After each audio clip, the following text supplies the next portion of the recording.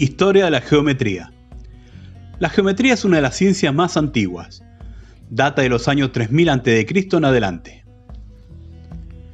Es una palabra que proviene del griego geo, que significa tierra, y metrón, que significa medida. En otras palabras, es la medida de la tierra. Es una rama de las matemáticas que se ocupa del estudio de las propiedades de las figuras en el plano y en el espacio, incluyendo puntos, rectas, planos, como así también paralelas, perpendiculares, ángulos, curvas, superficies, figuras, etc. Inicialmente, constituía un cuerpo de conocimiento práctico en relación con las longitudes, áreas y volúmenes. Los elementos fundamentales de la geometría. Es la base teórica de lo que conocemos como geometría descriptiva. Sus orígenes se remontan a la solución de problemas concretos relativos a medidas. Tiene su aplicación práctica en física aplicada, mecánica, arquitectura, geografía, cartografía, astronomía, topografía, y es útil en la preparación de diseños e incluso en la fabricación de artesanías. La civilización babilónica fue una de las primeras culturas en incorporar el estudio de la geometría. La invención de la rueda abrió el camino al estudio de la circunferencia y posteriormente al descubrimiento del número pi. También desarrollaron el sistema sexagesimal. La geometría en el antiguo Egipto estaba bien desarrollada, como admitieron los historiadores Heródoto, Estrabón y Diodoro, que aceptaban que los egipcios habían inventado la geometría y la habían enseñado a los griegos. Utilizaban la geometría para medir las tierras después de las inundaciones que provocaba el río más largo del mundo, el río Nilo. Gran parte fue estudiada por los escribas, funcionarios instruidos y cultos del antiguo Egipto, que recibían lecciones de cálculo y escritura. El escrito más antiguo es el papiro de Rin, que data del año 2000 a.C., que contiene algunos cálculos de áreas, triángulos, trapecios y fracciones. Gracias a esta geometría se construyó una de las 7 maravillas del mundo, las famosas pirámides, y muchos monumentos. Era una geometría que se aceptaba sin demostración, se realizaba solo con la práctica. Los historiadores antiguos nos relataron que el conocimiento de esta civilización sobre geometría, así como las culturas mesopotámicas, pasó íntegramente a la cultura griega a través de Tales de Mileto y Pitágoras en el año 600 a.C. Ellos iniciaron la geometría demostrativa. ¿Esto qué significaba? Que las propiedades se tenían que demostrar por medio del razonamiento y no por la práctica. Estas demostraciones pasaron a ser fundamentales y son las que conocemos en la actualidad, gracias a Euclides, que recopila y ordena todos los conocimientos de geometría hasta su época, en su obra máxima que se denomina Los Elementos, con 13 tomos, donde trata las 2 dimensiones, en el plano, 2D, y en el espacio, más conocido como 3D. Esto lo denominamos geometría euclidiana. Más adelante en el tiempo, alrededor del año 1650 de nuestra era, aparece una geometría que combina las figuras con las coordenadas cartesianas y se las conoce como geometría analítica. Su principal exponente fue René Descartes, que fue el primero en utilizar la geometría con el álgebra y la trigonometría. Además, varios matemáticos de la Edad Moderna aportaron sus conocimientos, como Fermat, Leibniz y los famosos Isaac Newton y Leonhard Euler. Muchos conocimientos de esta geometría fue utilizada en el Renacimiento, más específicamente en las obras de arte de Leonardo da Vinci, Miguel Ángel, Sandro Botticelli, entre otros. Hoy vamos a ver los elementos fundamentales de la geometría, por lo cual es necesario conocer ciertos conceptos geométricos. Con ellos vamos a poder dibujar desde una simple recta hasta dibujar un hermoso edificio, o lo que vos quieras. Aquí vamos con los conceptos.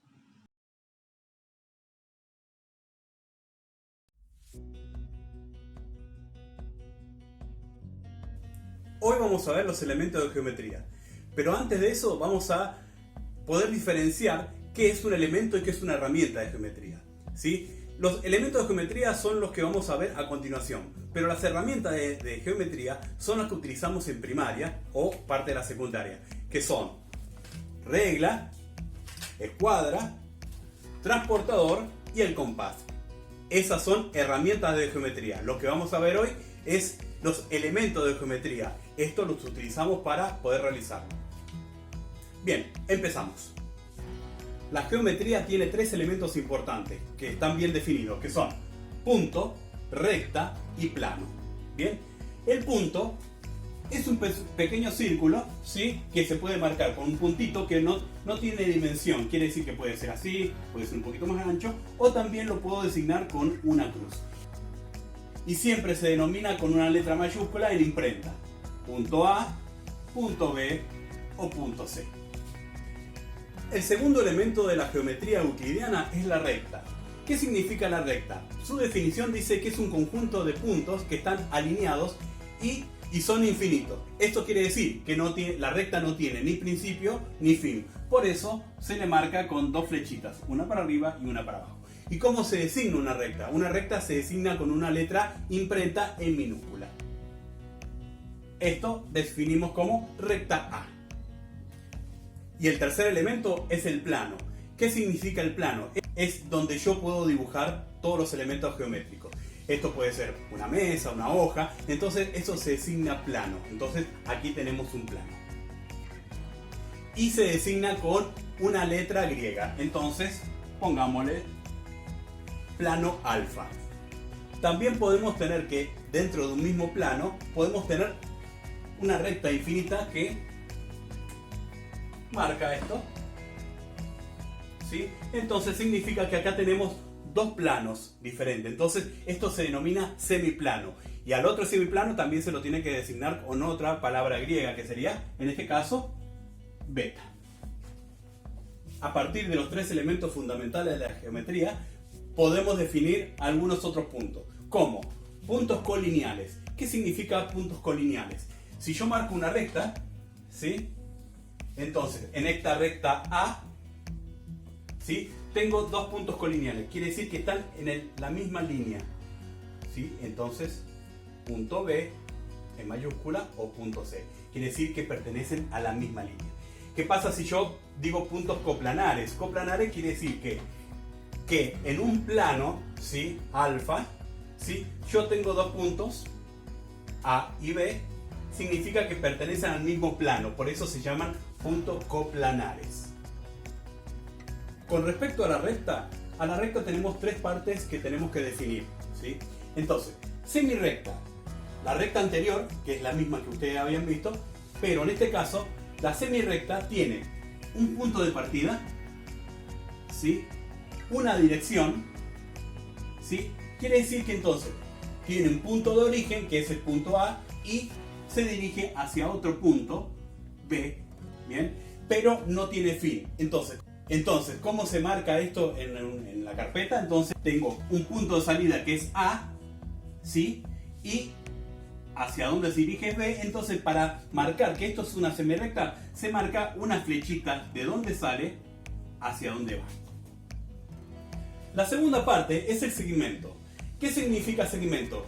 El segmento no hay que confundirlo con una recta, porque siempre se confunde un segmento con una recta, ¿sí? El segmento tiene principio y tiene fin. Entonces tengo dos puntos, donde comienza y donde termina. Entonces esto es punto A, punto B, ¿sí? Entonces, ¿qué pasa? Yo tengo un segmento. El segmento puedo marcarlo de esta manera: AB con una rayita arriba. O si no, puedo ser BA, que también va a ser un segmento y va a ser el mismo, solamente que lo estoy buscando desde otra dirección. Entonces, así se marca un segmento. Y por tercero, el punto medio. El punto medio de un segmento, ¿sí?, estamos originando que entre un punto A y el otro punto B, necesito buscar un punto medio. En esta parte vamos a marcarlo, pero más adelante vamos a ver en otra clase cómo se busca el punto medio de un segmento. Pero en este caso, aquí. Bien, entonces tengo un punto C, que es el punto medio entre A y B. Quiere decir que A y C y B son exactamente iguales. Las distancias, ¿sí? AC es igual a CB. Y se marca como segmento. Muy bien, ahora vamos a ver otro elemento de geometría que son los ángulos. ¿Qué significan los ángulos? significa que son semirrectas, ¿sí? Que tienen un punto en común llamado vértice, que tiene origen en A y se dirige a B, y el otro tiene A y se dirige a C. Entonces forman un ángulo. ¿Qué significa un ángulo? Es la amplitud entre esas dos semirrectas, ¿sí? Entonces, si yo necesito marcarlo, se puede marcar con una letra griega, alfa, ¿sí? Entonces yo puedo marcar ángulo alfa. Se marca de esta manera, ¿sí? O utilizando la letra de la semirrecta. Entonces, quiero marcar este ángulo con semirrecta, entonces C, A, B. Quiere decir que parte de C pasa por A, que es el vértice, y se dirige a B. Entonces pongo C a B. O puedo hacerlo al revés, B a C. Significa que es B a C. El ángulo siempre se pone en donde se encuentra el vértice. Entonces acá podemos definir lo que es un ángulo. En geometría usualmente usamos una medida que se llama sexagesimal para medir los ángulos de un círculo. ¿Qué significa esto? Fíjense, un círculo está dividido en 360 grados. Y esto es lo que denominamos sistema sexagesimal. ¿Por qué? Porque está dividido y utilizamos grados, minutos y segundos. Y se marca 10 grados con un circulito arriba, ¿sí? 20 minutos con un apóstrofe, ¿sí? Y 30 segundos con doble apóstrofe. Entonces son 10 grados, 20 minutos, 30 segundos. Los ángulos se clasifican según su amplitud. ¿Esto qué significa? El ángulo recto es el más conocido porque es un ángulo que tiene 90 grados exactos, como cualquier escuadra que nosotros tenemos, ¿sí? A partir de ahí, nosotros podemos diferenciar los ángulos según su amplitud. Si el ángulo tiene menor de 90 grados, que este quiere decir que es de 40 grados, es un ángulo agudo, ¿sí? Si un ángulo supera los 90 grados, o sea, a partir de acá se empieza a amplificar, ¿sí? Que está entre 90 y 180, se denomina ángulo obtuso. Seguimos con el ángulo llano, que tiene 180 grados, porque son dos semirrectas totalmente opuestas, ¿sí? Entonces, por eso se denomina llano. Después el ángulo cóncavo es el que supera los 180 grados. Quiere decir que puede tener 200, 220, 250. Quiere decir que al llegar al ángulo llano tiene que seguir, ¿bien? Y por último, es el ángulo de un giro. ¿Qué significa un ángulo de un giro? Es que dio la vuelta completa a un círculo y tiene 360 grados. La posición es la misma de un ángulo nulo, porque está en la misma posición, solamente que el ángulo nulo mide 0 grados y el ángulo de un giro mide 360 grados. Quiere decir que este ya dio una vuelta completa a la circunferencia. Existen relaciones entre ángulos y rectas. ¿Esto qué significa? Que si dos ángulos comparten un mismo punto y están unidos por un mismo lado, ¿sí? Esto se llama ángulos consecutivos. Esto quiere decir que pueden tener cualquier medida. Este puede tener 50 grados y este puede tener 60 grados. Bien, entonces se denominan ángulos consecutivos, acuérdense, cuando comparten un mismo lado, ¿sí? Y un mismo vértice. Ahora, a partir de ahí nosotros debemos conocer lo que son ángulos complementarios y suplementarios. A ver, si nosotros, para aprenderlo bien, cuando hablamos de ángulos complementarios, me tengo que recordar de 90 grados. Y si hablo de ángulos suplementarios, me tengo que recordar el valor de 180 grados. ¿Esto qué significa? Significa que si los dos ángulos que yo tengo, alfa y beta, sumados me dan 90 grados exactos. Entonces se denominan complementarios. Supongamos, si este vale 40, ¿cuánto tendría que valer beta para llegar a los 90? Entonces estaríamos hablando de 50 grados. Y así sucesivamente con los demás. Quiere decir que siempre los dos ángulos sumados, alfa y beta, siempre, la definición sería esta, alfa más beta, siempre los ángulos van a sumar 90 grados. Y por eso se denominan complementarios. Suplementarios. ¿Qué pasa? Cuando dos o más ángulos sumados me dan 180 grados, se transforman en un ángulo llano, ¿sí? Por lo cual, la suma de los dos tiene que dar siempre 180. Entonces, alfa más beta, que son los dos ángulos que yo tengo acá en este dibujo, me tiene que sumar 180 grados. Por deducción, lo que tengo que hacer es, si alfa vale 100 grados, ¿cuánto valdría beta? 80 grados. ¿sí? Entonces ahí puedo diferenciar cuándo es un ángulo suplementario a uno complementario. Otro ejemplo, si este valdría 120 grados, ¿sí? Para llegar a 180 me faltarían 60 grados, sería el ángulo beta. Entonces, y ahí podemos diferenciar y encontrar cuáles son los valores restantes de los demás ángulos. Y por último, vamos a ver tipo de rectas según su posición, ¿sí? Si dos rectas, dos o más rectas, nunca se cortan, quiere decir que van siempre en forma una al lado de otra sin tocarse, esto se denomina paralela, como las vías de un tren. Entonces, recta A, recta B nunca se van a cortar, entonces se dice que A es paralela a la recta B. Muy bien, ese sería el primero. ¿Qué pasa en la segunda?